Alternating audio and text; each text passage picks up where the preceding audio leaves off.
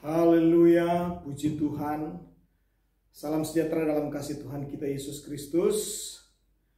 Saya percaya kita semua diberkati Tuhan, dilindungi dan dijagai, dipelihara dan dibela Tuhan. Puji Tuhan, di kesempatan pagi hari ini, Minggu 28 Februari tahun 2021. Mari, luangkan sejenak waktumu untuk Tuhan dalam kebenaran firman Tuhan. Ya. Biar firman Tuhan ini boleh memberkati kita. Puji Tuhan. Haleluya. Kita berdoa. Bapa, dalam nama Yesus kami rindu baca renungkan firman-Mu. Berkati, kuduskan, sucikan, layakkan kami, urapi hamba-Mu, berkati kami semua. Nama-Mu ditinggikan. Haleluya. Amin. Puji Tuhan. Kita akan sama-sama melihat firman Allah. Ya, di dalam Kejadian pasal yang ke-18, ya. Dan kita akan memperhatikan sana ayat yang ke-11 hingga ayatnya yang ke-15. Ya. Namun saya hanya membacakan ayatnya yang ke-13. Firman Tuhan berkata, adakah sesuatu apapun yang mustahil untuk Tuhan? Pada waktu yang ditetapkan itu, tahun depan, aku akan kembali mendapatkan engkau. Pada waktu itulah Sarah mempunyai seorang anak laki-laki. Haleluya. Saya memberikan tema firman Tuhan. Dan saya ambil dalam Injil Lukas pasal pertama ayat yang ke-37. Ya, sebab bagi Allah tidak ada yang mustahil. Ya.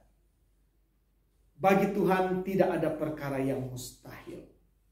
Tuhan sanggup melakukan segala perkara bagi setiap orang percaya. Ya. Tuhan sanggup melakukan hal yang ajaib bagi setiap anak-anaknya. Mari kita belajar dari kebenaran firman Tuhan apa yang terjadi, yang diperhadapkan kepada Abraham dan Sarah. Ya. Dengan janji Tuhan kepada mereka bahwa mereka akan mendapatkan keturunan. Mereka akan menjadi bangsa yang besar. Ya.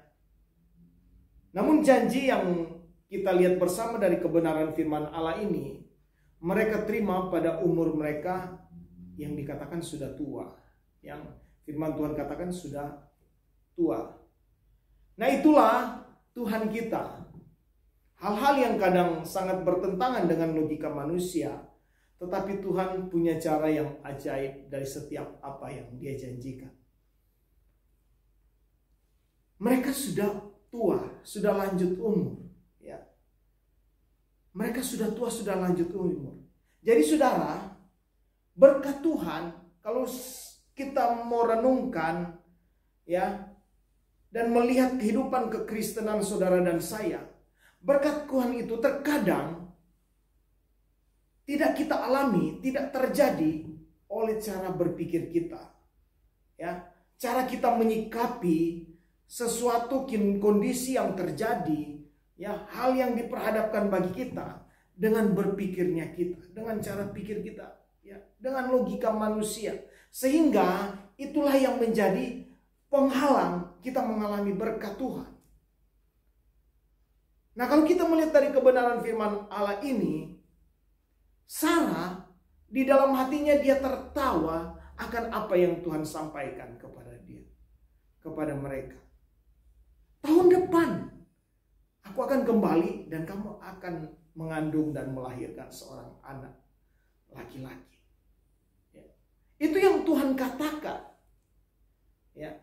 Sarah tertawa, sekalipun ayat 15 dia menyangkal dia tidak tertawa, tapi Tuhan maha mengetahui hati manusia.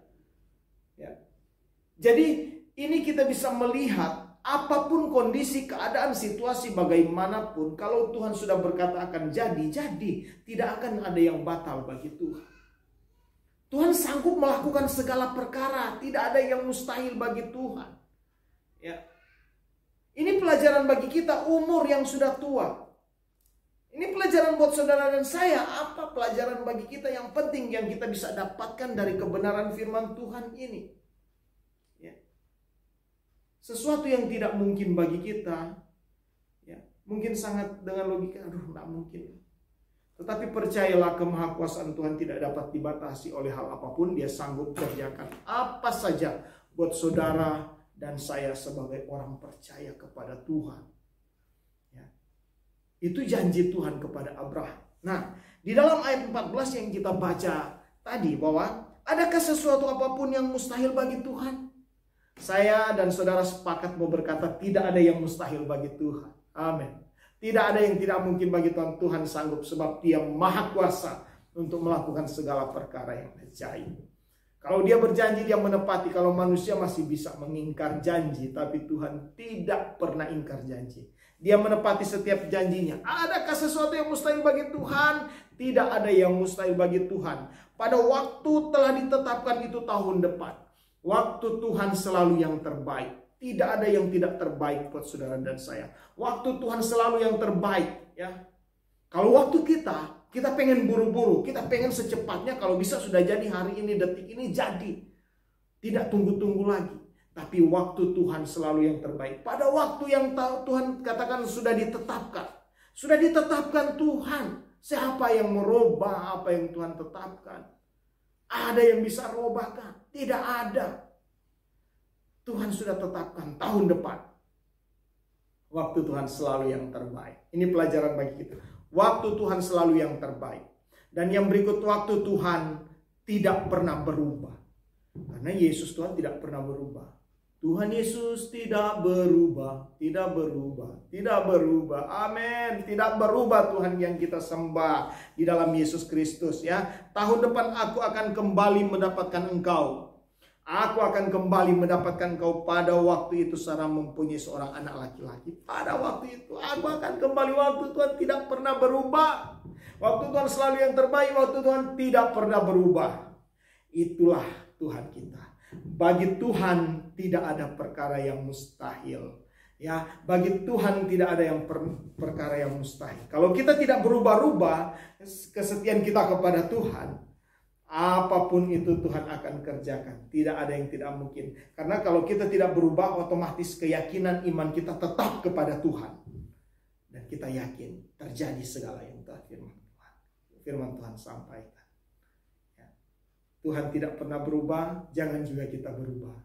Sehingga janjinya kita akan nikmati hidup yang indah bersama dengan Tuhan, kita akan nikmati.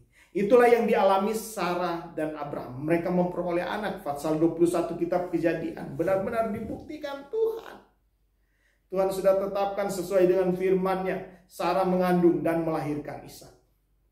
Saya percaya butuh kesabaran ketika Sarah menantikan 1 tahun. Ya, proses yang dia hadapi bersama Abraham. Saudara dan saya menghadapi proses juga. Namun selama kita tekun bertahan di dalam Tuhan, kita akan meraih janji Tuhan yang ajaib. Bagi Tuhan tidak ada perkara yang mustahil. Tuhan Yesus memberkati. Immanuel bagi kita, salam sehat, salam kuat di dalam Tuhan. Tetap setia, tetap taat di dalam Tuhan. Tuhan Yesus memberkati. Haleluya. Amin.